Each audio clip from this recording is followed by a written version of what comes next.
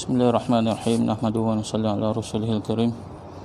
InsyaAllah kita dengan beberapa buah hadis, mudah-mudahan bermanfaat bagi kita. Bismillah.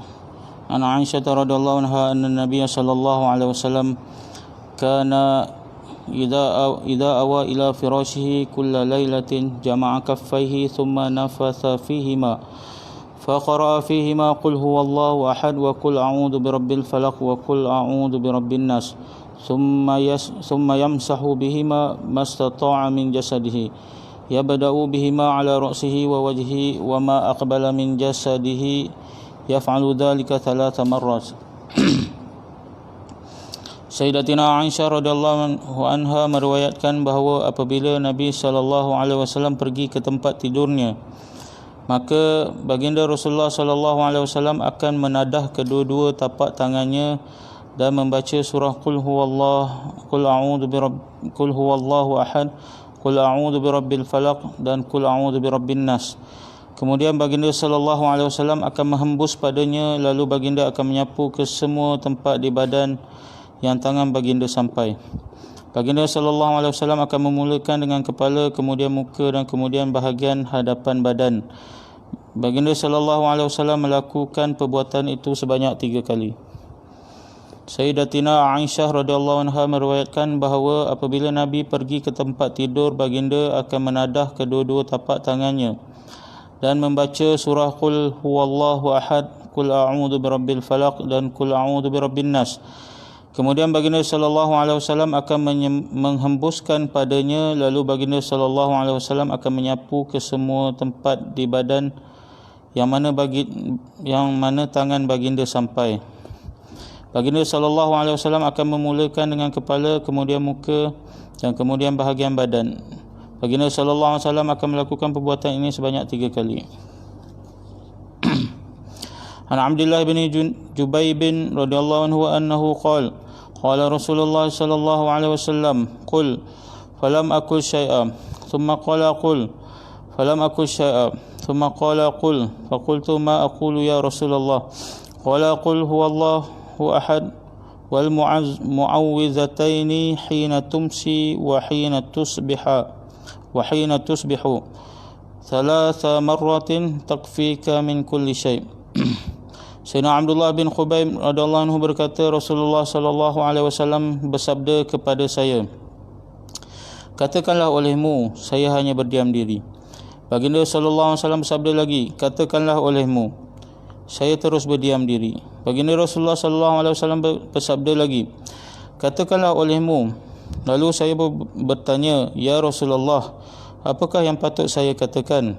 Baginda Rasulullah sallallahu alaihi wasallam bersabda, bacalah Qul huwallahu ahad, Qul a'udzu birabbil falaq dan Qul a'udzu birabbin nas pada waktu pagi dan petang sebanyak 3 kali. Ketiga-tiga surah itu cukup untuk memelihara kamu daripada perkara-perkara yang menyusahkan. Sayyidina Abdullah bin Khubayb radhiyallahu anhu berkata, Rasulullah sallallahu alaihi wasallam bersabda kepada saya, katakanlah olehmu, saya hanya berdiam diri. Baginda bersabda lagi, katakanlah olehmu, saya terus berdiam diri. Baginda sallallahu alaihi wasallam bersabda lagi, katakanlah olehmu. Lalu saya bertanya, ya Rasulullah, apakah yang patut saya katakan? Baginda sallallahu alaihi wasallam bersabda, bacalah Qul huwallahu ahad, Qul a'udzu birabbil falaq dan Qul a'udzu birabbin nas pada waktu pagi dan petang sebanyak 3 kali. Ketiga-tiga surah itu cukup untuk memelihara kamu daripada perkara-perkara yang menyusahkan.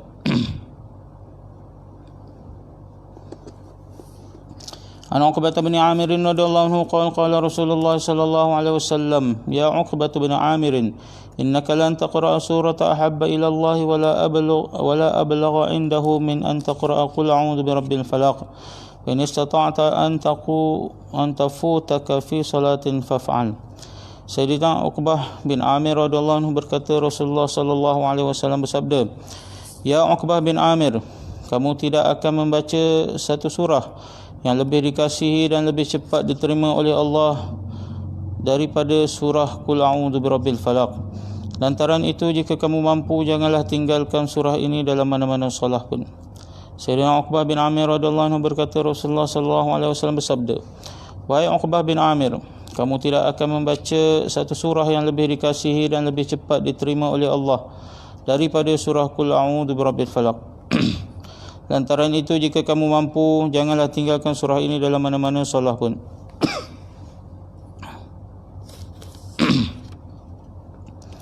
An Uqbah bin Amir qala baina ana asiru ma'a Rasulillah sallallahu alaihi wasallam bainal juhfati wal abwa'i idh ghashiyatna rihun wa zulmatun shadidatun faja'ala Rasulullah sallallahu alaihi wasallam yata'awwadhu bi'a'udzu bi rabbil falaq wa a'udzu bi rabbin nas wa huwa yaqul ya Uqbah ta'awwaz bihima fama ta'awwadha muta'awwidun bimithlihima qala wa sami'tuhu ya ummuna bihima fi salat.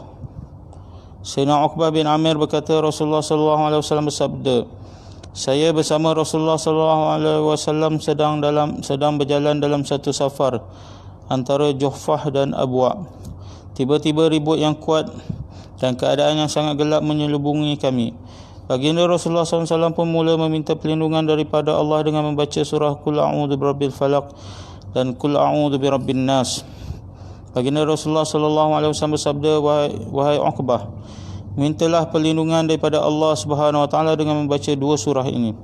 Tidak ada sesiapa yang mendapat perlindungan dengan perantaraan benda-benda lain lebih daripada perlindungan yang didapati melalui kedua-dua surah ini.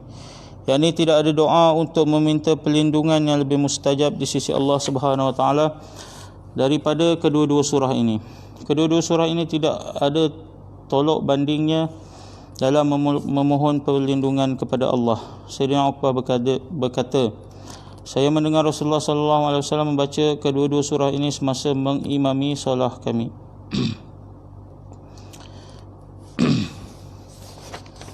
Sayyidina Uqbah bin Amir berkata, Rasulullah sallallahu alaihi wasallam bersabda, saya bersama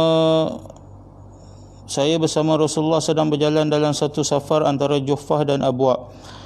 Tiba-tiba ribut yang kuat dan keadaan yang sangat gelap menyelubungi kami. Baginda Rasulullah sallallahu alaihi wasallam pun mula meminta perlindungan daripada Allah Subhanahu Wa Taala dengan membaca surah Qul A'udzu Birabbil Falaq dan Qul A'udzu Birabbin Nas. Baginda bersabda, wahai Uqbah, mintalah perlindungan daripada Allah dengan membaca dua surah ini. Tidak ada sesiapa yang mendapat perlindungan dengan perantaraan benda-benda lain lebih daripada perlindungan yang didapati melalui kedua-dua surah ini. Yakni tidak ada doa untuk meminta perlindungan yang lebih mustajab di sisi Allah Subhanahu Wa Taala daripada kedua-dua surah ini. Kedua-dua surah ini tidak ada tolok bandingnya dalam memohon perlindungan kepada Allah Subhanahu Wa Taala.